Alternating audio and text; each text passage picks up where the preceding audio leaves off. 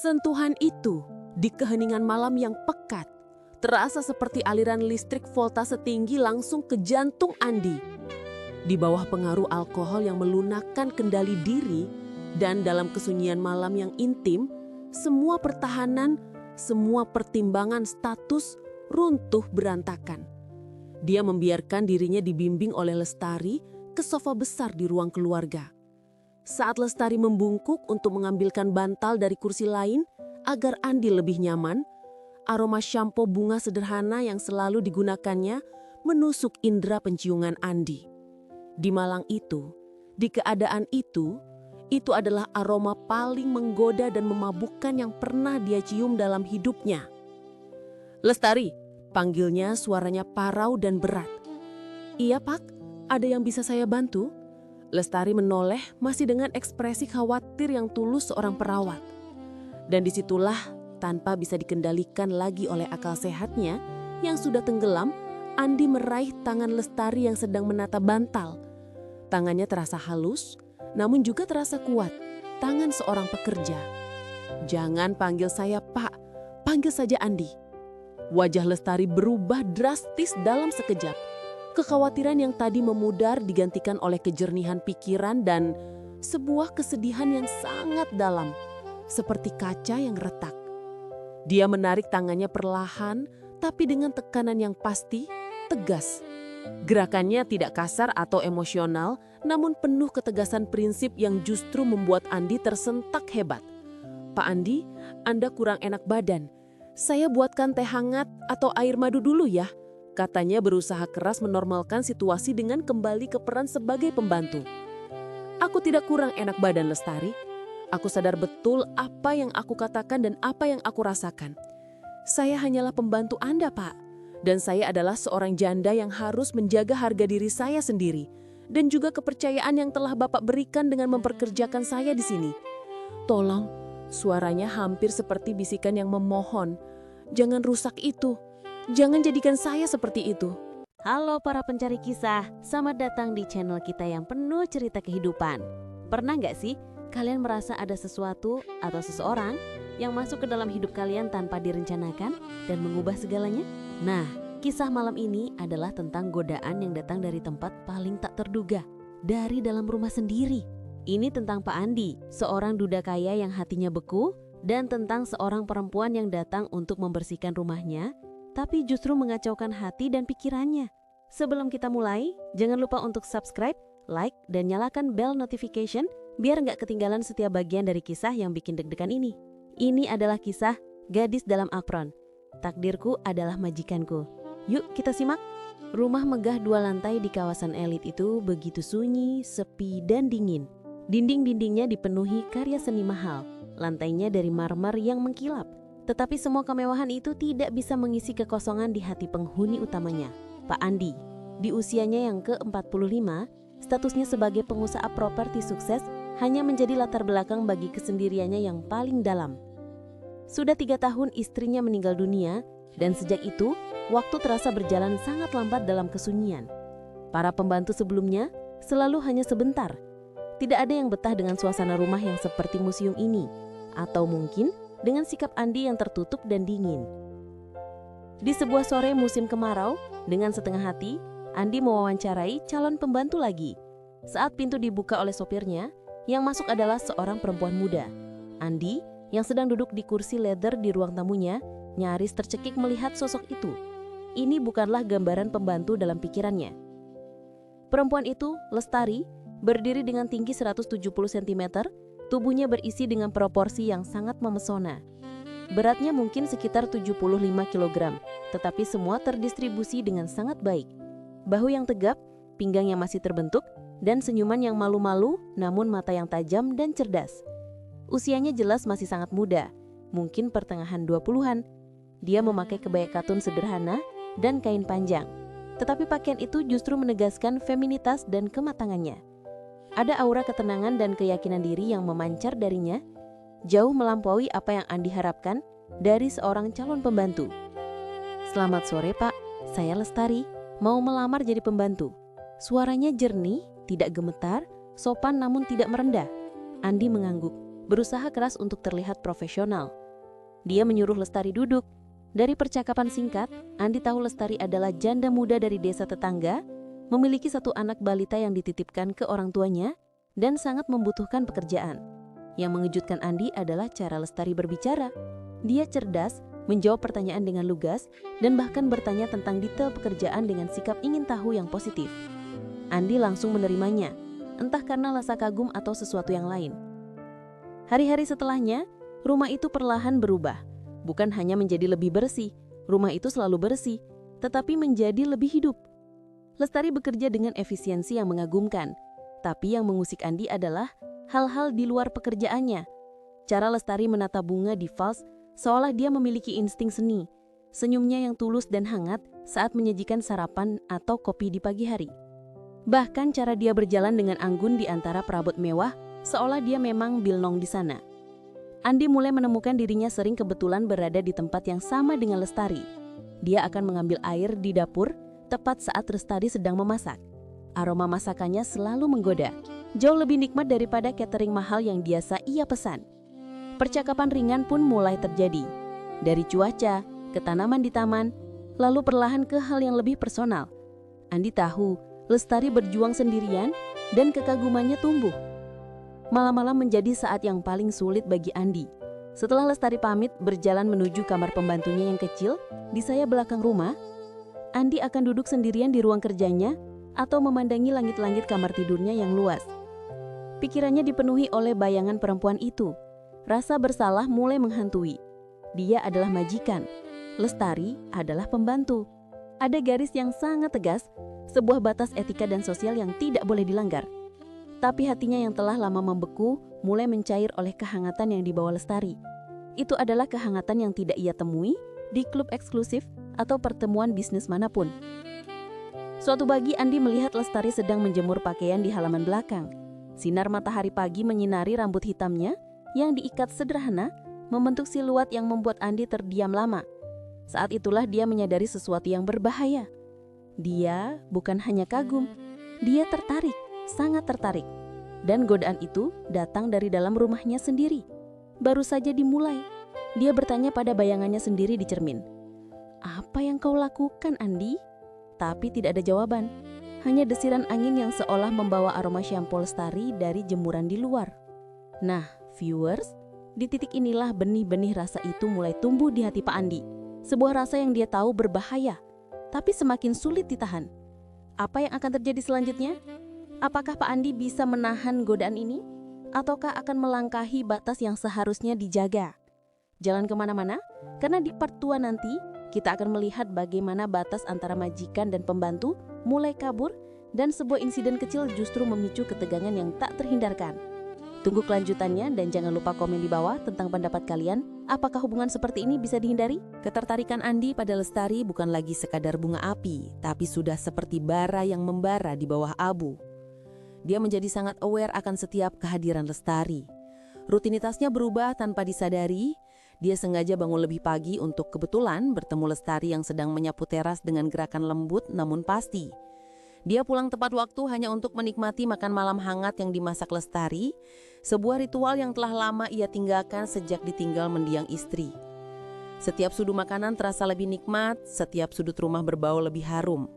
Percakapan dengan mereka mulai berani menyentuh tema yang lebih personal.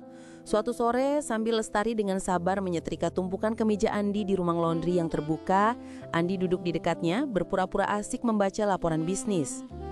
"Anaknya sehat-sehat saja, Bu Lestari?" tanya Andi memulai pembicaraan dari balik kertas yang dipegangnya. "Alhamdulillah, Pak. Cuma sering rindu. Video call seminggu sekali kadang belum cukup," jawab Lestari sambil tersenyum getir. Setrikaannya meluncur lancar di atas kain. Senyuman yang mengandung 1000 cerita itu menusuk hati Andi lebih dalam dari yang ia kira. "Kamu kuat sekali menjalani semua ini sendirian. Banyak orang sudah menyerah di posisimu." Lestari mengangkat pandangannya dari setrikaan. Mata hitamnya yang jernih berbinar memantulkan cahaya dari jendela, namun ada keteguhan baja di dalamnya. "Hidup tidak selalu memberi kita pilihan yang mudah, Pak. Terkadang pilihan itu hanya satu, harus kuat.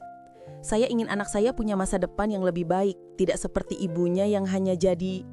Dia tiba-tiba berhenti seolah sadar akan batas yang hampir terlampaui. "Jadi apa, Bu?" tanya Andi. Suaranya sengaja dibuat lembut, mendorong. "Tidak jadi apa-apa, Pak." Lestari menggeleng, kembali fokus pada setrikaan dengan intensitas yang lebih tinggi. Tapi Andi bisa membaca yang tersirat. Dia melihat sebuah harga diri yang besar, sebuah kebanggaan yang tidak ingin diinjak-injak tersimpan rapi dalam diri perempuan yang sedang bekerja keras ini. Itu membuatnya semakin kagum dan semakin tertarik. Godaan terbesar yang hampir menghancurkan kendalinya datang pada sebuah hari di mana matahari begitu terik seolah ingin membakar bumi. AC split di ruang keluarga tiba-tiba mati total.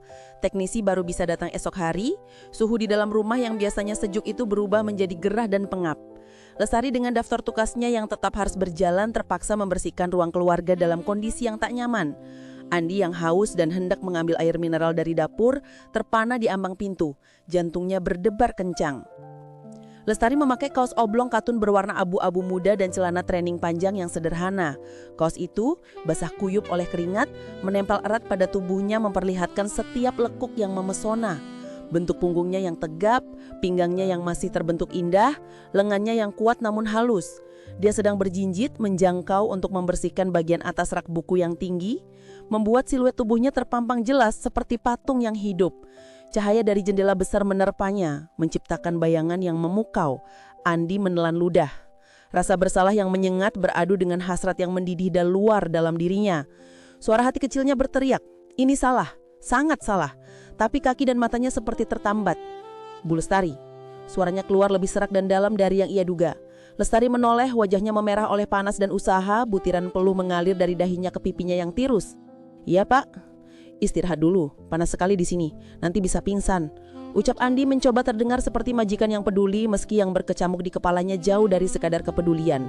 Lestari tersenyum kecil, mengusap keringat di pelipisnya dengan lengan bajunya. "Sebentar lagi selesai, Pak. Nanti malah tidak kelar kalau berhenti sekarang.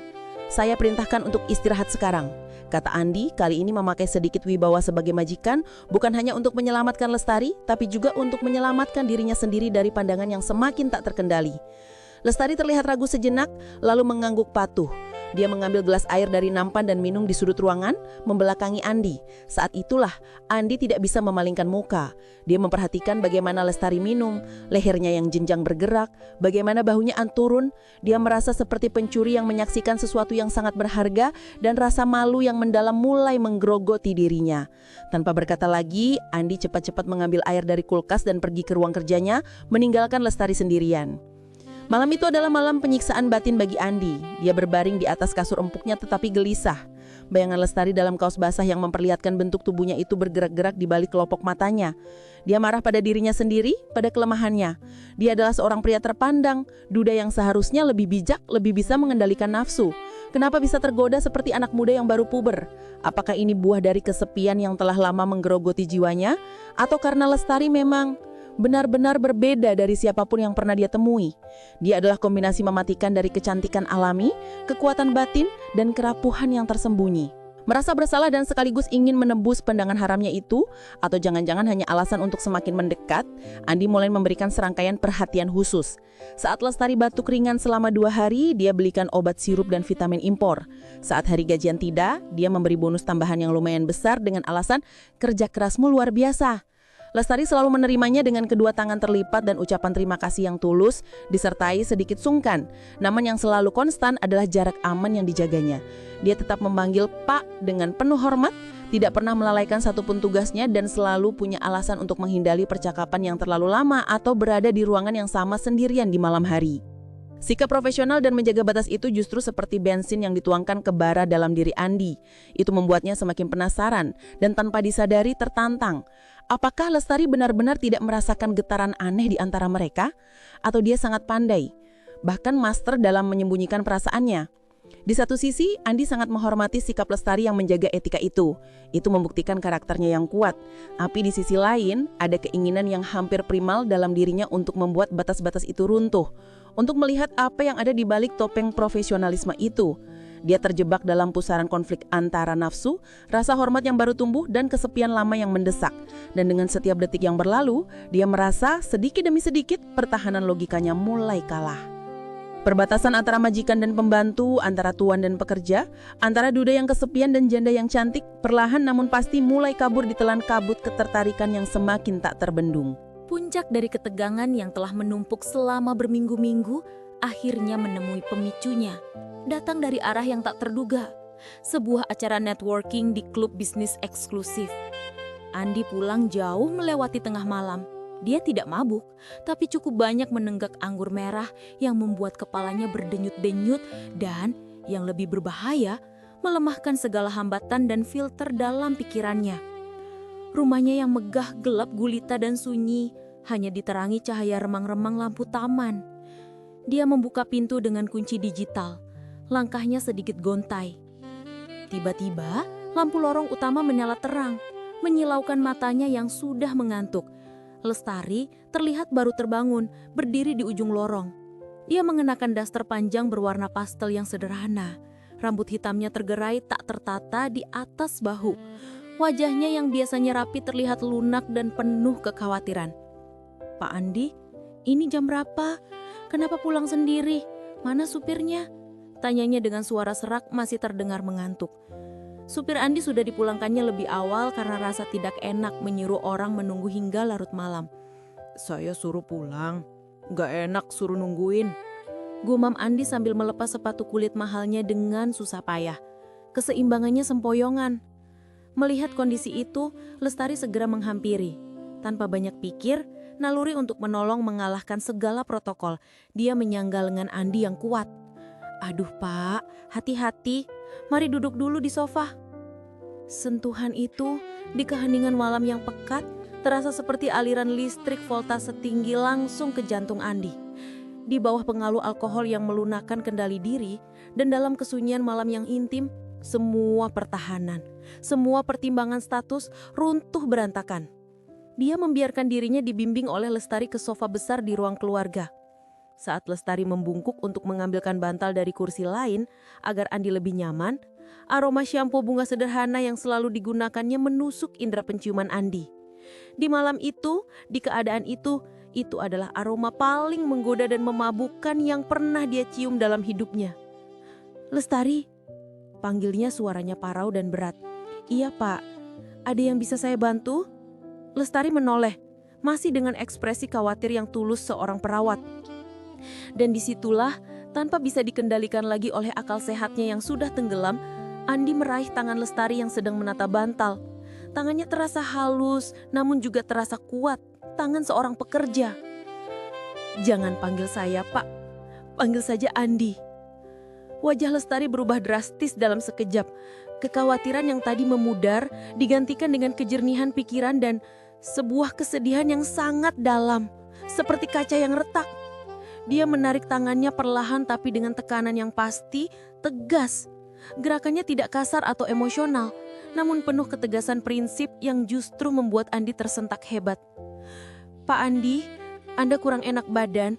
Saya buatkan teh hangat atau air madu dulu ya," katanya berusaha keras menormalkan situasi dengan kembali ke peran sebagai pembantu. "Aku tidak kurang enak badan, Lestari. Aku sadar betul apa yang aku katakan dan apa yang aku rasakan. Saya hanyalah pembantu Anda, Pak. Dan saya adalah seorang janda yang harus menjaga harga diri saya sendiri dan juga kepercayaan yang telah Bapak berikan dengan mempekerjakan saya di sini. Tolong," suaranya hampir seperti bisikan yang memohon. "Jangan rusak itu. Jangan jadikan saya seperti itu." Kata-kata itu diucapkan dengan penuh marwah dan kesedihan seperti gayung air es yang langsung dituangkan ke atas kepala Andi di tengah malam panas. Dia terpanah, mulutnya terkangah. Rasa malu yang begitu dalam, pedih dan menghinakan menghujam dirinya seperti belati belakau. Dia melihat dengan jelas bagaimana air mata mulai menggenang di pelupuk mata Lestari yang indah. Bukan air mata keinginan atau hasrat terbalas, tapi air mata kekecewaan yang mendalam, rasa takut, dan mungkin juga penghinaan halus. Dalam sekejap, kesadarannya pulih kembali sempurna. Dia hampir saja menghancurkan segalanya. Kepercayaan, harga diri seorang perempuan, dan mungkin masa depan pekerjaannya di sini. Dia bertindak seperti majikan bejat yang selama ini dia hindari untuk menjadi. "Maaf," katanya suaranya kecil, hancur. Aku benar-benar minta maaf, Lestari. Itu tadi, aku tidak sopan. Aku salah, aku keliru." Lestari mengangguk cepat berusaha menahan tangis yang sudah di ujung mata. "Tidak apa-apa, Pak. Saya anggap Bapak sedang tidak sadar. Saya buatkan teh. Dia baru berbalik dan cepat-cepat berjalan menuju dapur, meninggalkan Andi sendirian di ruang keluarga yang tiba-tiba terasa sangat besar dan mengutuk. Malam itu Andi tidak bisa memejamkan mata sama sekali. Rasa malu membakar setiap inci kulitnya. Dia memutar kembali kejadian itu berulang-ulang, semakin menyadari betapa keterlaluan dan berbahayanya tindakannya. Temun keesokan harinya, sesuatu yang di luar dugaan terjadi. Meskipun suasana canggung sempat menggantung di pagi hari, Lestari tidak menjadi dingin, menjauh, atau menunjukkan sikap takut. Justru setelah insiden memalukan itu, seolah sebuah tembok penghalang besar telah runtuh dan digantikan dengan jembatan pengertian yang rapuh. Saat mereka bertemu di dapur di pagi yang cerah, Lestari tersenyum kecil, lembut. "Selamat pagi, Pak. Kopi hitamnya sudah siap di meja makan." Dan kemudian, di hari-hari dan minggu-minggu berikutnya, Lestari perlahan mulai membuka diri. Bukan sebagai pengadu atau pencari simpati, tapi sebagai seseorang yang berbagi cerita hidupnya. Dia bercerita tentang pernikahannya yang singkat dan penuh awan gelap, tentang suami yang lebih sering menghilang dan akhirnya meninggalkannya dengan anak bayi, tentang tekadnya yang membaja untuk mandiri dan tidak bergantung pada siapapun. "Saya tidak mau orang mengasihani saya, Pak. Saya hanya mau satu kesempatan untuk membuktikan bahwa saya bisa berdiri di atas kaki sendiri, bahwa saya bisa memberi anak saya masa depan yang layak." Andi mendengarkan dengan seksama, dengan hati. Dan di saat-saat itulah perasaannya mengalami sebuah transformasi besar yang tidak terduga. Rasa tergoda yang semula didasari oleh nafsu fisik dan kesepian yang mendalam, perlahan-lahan berubah bentuk menjadi sesuatu yang lebih halus, lebih dalam, dan lebih berbahaya. Kekaguman tak terhingga, rasa hormat yang tulus, dan sebuah keinginan yang murni untuk melindungi, mendukung, dan melihat perempuan kuat di depannya ini berhasil dan bahagia. Dia tidak lagi hanya melihat Lestari sebagai objek dari hasratnya.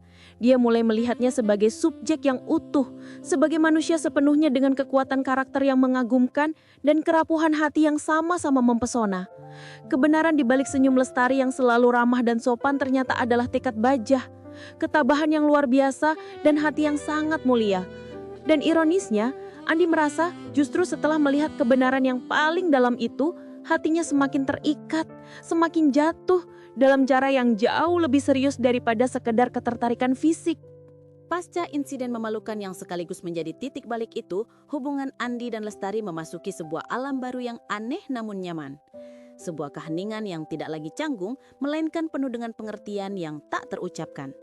Andi dengan sengaja menarik diri secara fisik dan emosional untuk sejenak, memberikan ruang bagi Lestari dan juga bagi dirinya sendiri untuk bernapas.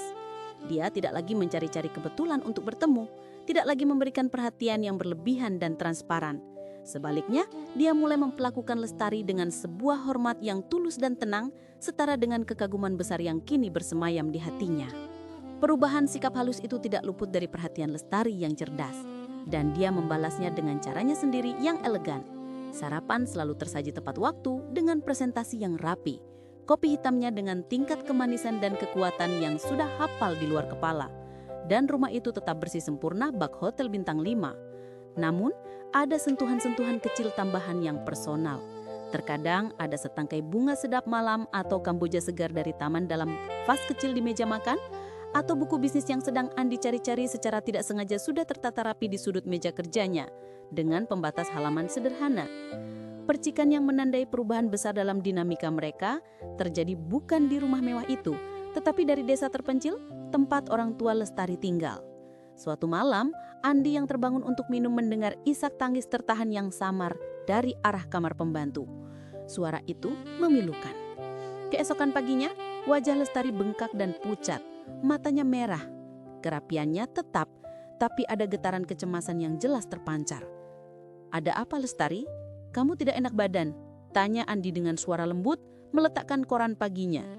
Dengan suara serak penuh beban, Lestari menceritakan bahwa anak satu-satunya, Ardi, yang berusia 4 tahun, tiba-tiba sakit panas dingin disertai kejang di kampung. Telepon dari ibunya membuatnya panik dan hancur. Dia meminta izin pulang beberapa hari untuk menjenguk. Tanpa pikir panjang, bahkan tanpa mempertimbangkan konsekuensinya, Andi berkata, "Pulang sekarang juga, jangan tunggu besok. Saya telepon supir, dia akan antar jemput kamu." Ini, dia merobot dompetnya dan menyelipkan sebuah amplop putih yang cukup tebal ke tangan Lestari yang dingin. Ini untuk biaya dokter, obat dan kebutuhan lain di sana. Jangan pikirkan biaya. Lestari terkejut, matanya membulat. Dia mencoba menolak mendorong kembali amplop itu. Tidak bisa, Pak. Terlalu banyak. Ini bukan hak saya. Lestari, dengarkan. Andi memotong. Suaranya tegas, namun penuh empati yang dalam. Ini bukan gaji atau bonus. Ini bantuan untuk anakmu. Dia harus cepat sembuh. Kamu adalah ibu yang baik. Dan seorang ibu tidak seharusnya harus khawatir berlebihan hanya karena urusan biaya saat anaknya sakit. Terima saja.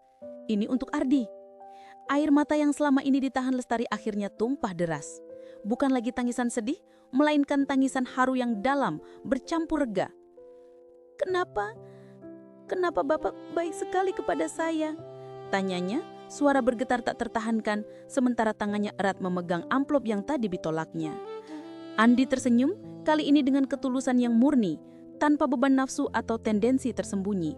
Karena kamu layak menerima kebaikan, Lestari, bukan karena statusmu sebagai pembantu, tapi semata-mata karena siapa dirimu, karena kekuatan dan ketulusanmu. Kepergian Lestari selama 3 hari terasa seperti 3 bulan bagi Andi. Rumah yang megah itu kembali ke kondisi aslinya, sunyi, dingin, dan hampa. Hanya saat itulah Andi menyadari dengan sangat jelas betapa Lestari telah menjadi jiwa dan kehangatan bagi tempat itu. Saat Lestari kembali, dengan wajah lebih cerah dan senyum lega karena Ardi sudah sembuh total, Andi hampir-hampir tidak bisa menahan dirinya untuk tidak memeluknya, tapi dia tahan. Namun cahaya di mata Lestari ketika menatap Andi berbeda sekarang. Ada kehangatan yang lebih personal, lebih dalam, ada rasa terima kasih yang tak terhingga, yang telah melampaui batas formal hubungan pekerja majikan. Sebuah ikatan emosional yang nyata telah terbentuk. Mereka mulai, tanpa disepakati namun saling mengizinkan, menghabiskan lebih banyak waktu berkualitas di akhir pekan. Bukan sebagai perintah atasan, tapi sebagai kesepakatan tak terucap 2 orang yang menikmati kebersamaan. Andi akan meminta pendapat Lestari tentang warna cat untuk dinding perpustakaan, dan Lestari dengan selera estetika yang ternyata sangat bagus dan modern akan memberikan saran yang mengejutkan. Mereka bahkan mulai memiliki ritual menonton film bersama di ruang keluarga setiap Sabtu malam, setelah makan malam, membahas plot, karakter, dan kehidupan dengan seru dan penuh lata. Percakapan mereka mengalir bebas tentang banyak hal, impian masa kecil, ketakutan tersembunyi, pandangan tentang kehidupan, dan sentuhan-sentuhan tidak sengaja pun mulai terjadi lagi. Namun getarannya kini berbeda sama sekali. Saat Andi mengambilkan buku lama dari rak tinggi untuk Lestari yang penasaran, tangannya yang besar secara tidak sengaja menyentuh pundak Lestari yang hanya ditutupi kain tipis.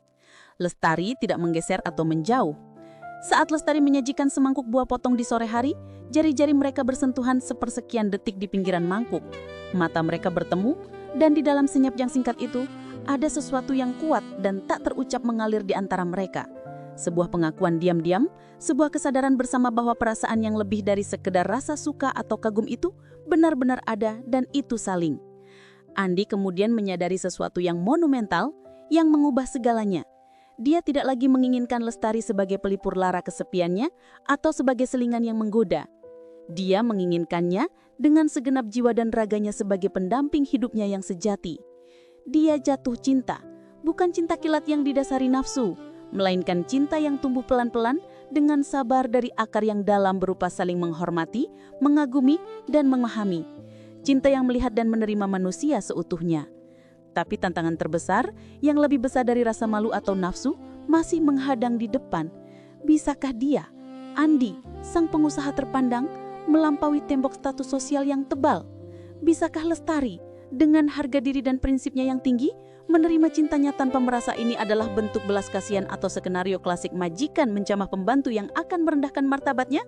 Hati telah mulai berbicara dengan lantang, menyatakan cintanya, tetapi jalan menuju kebahagiaan bersama masih dipenuhi ranjau keraguan diri, norma sosial, dan ketakutan akan penilaian orang lain.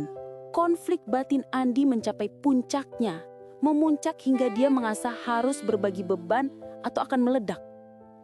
Dia menjadwalkan makan malam dengan sahabat karibnya sejak SMA, Rendra, seorang pengacara yang belak-belakan. Jadi kamu bilang jatuh cinta sama pembantumu sendiri, yang cantik dan janda muda itu? Rendra menyeringai setelah Andi bercerita panjang lebar. Wah, klise banget, kayak sinetron sore. Tapi Andi tidak tersinggung.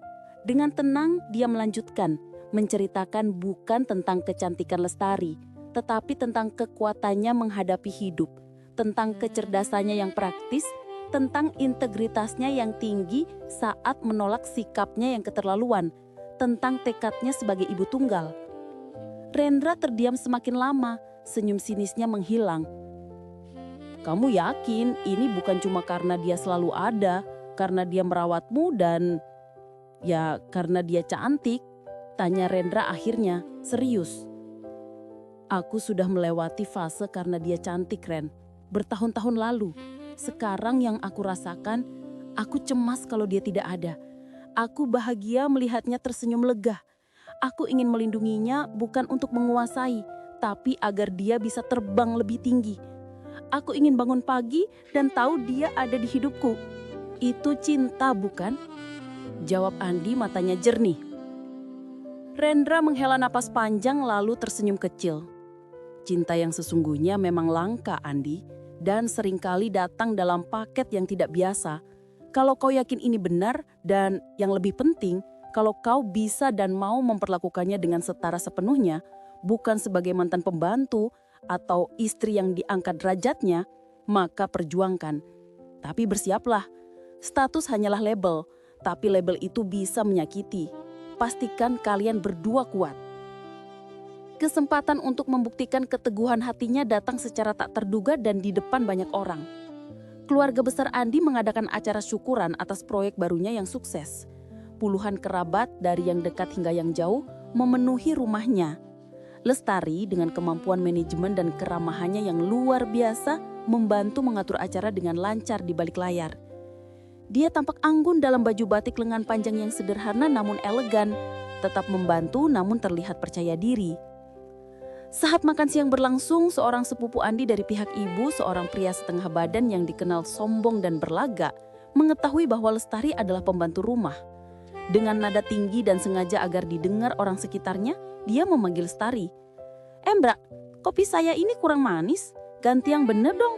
Masa jadi pembantu gak bisa memperhatikan selera tamu?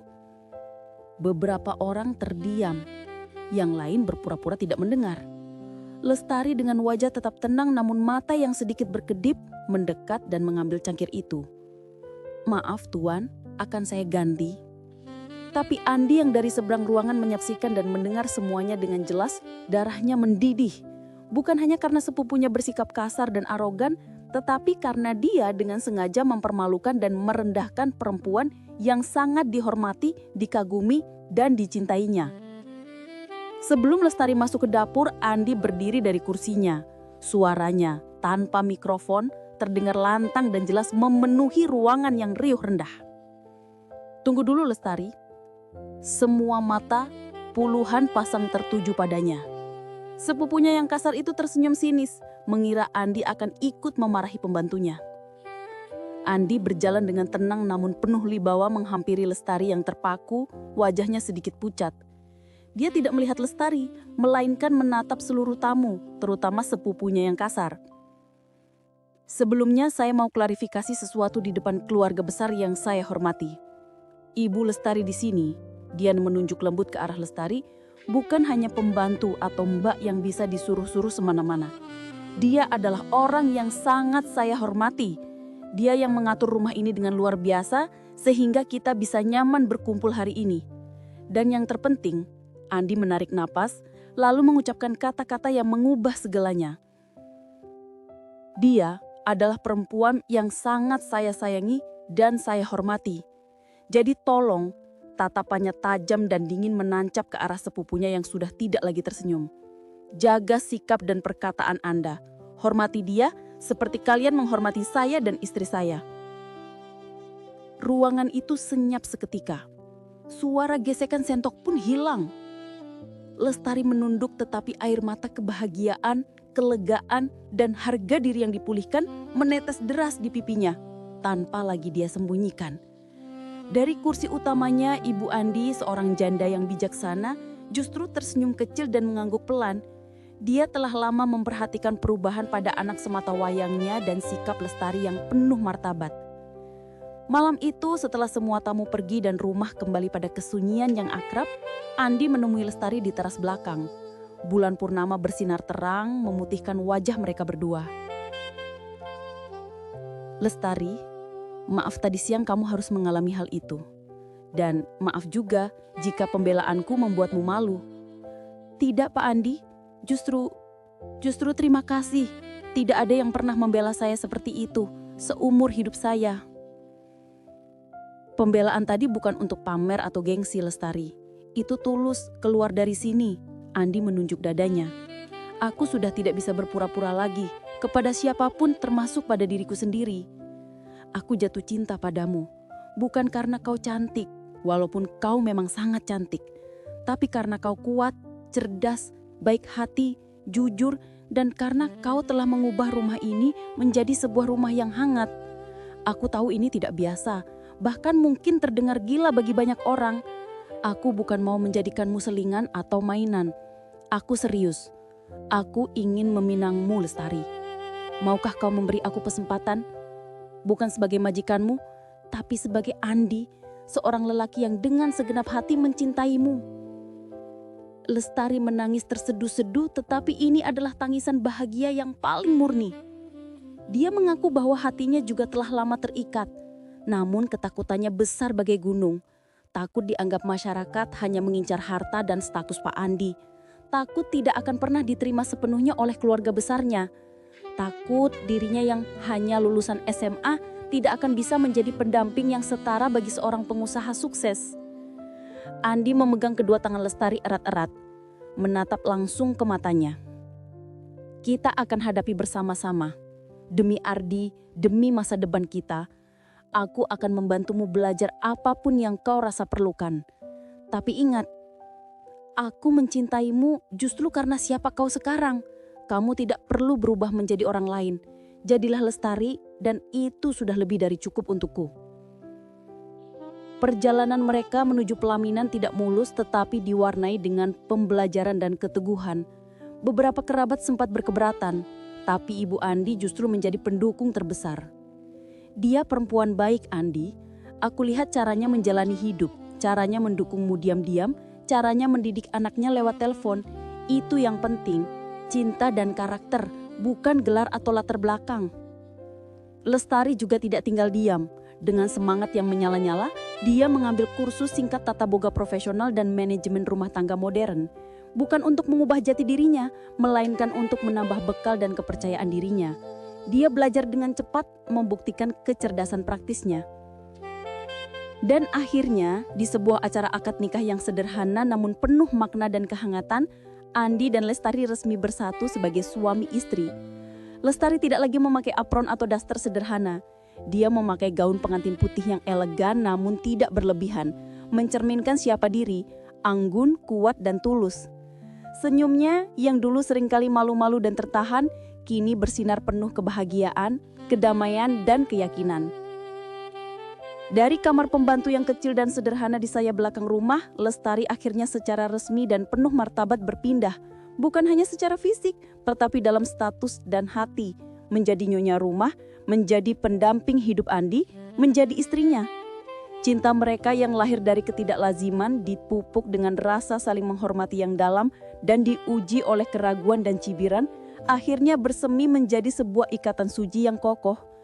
Mereka membuktikan sebuah kebenaran abadi, bahwa cinta sejati bisa tumbuh dan mekar di tempat yang paling tak terduga, asalkan dirawat dengan ketulusan hati, diperkuat dengan saling pengertian dan diperjuangkan dengan keberanian untuk melampaui semua sekat duniawi.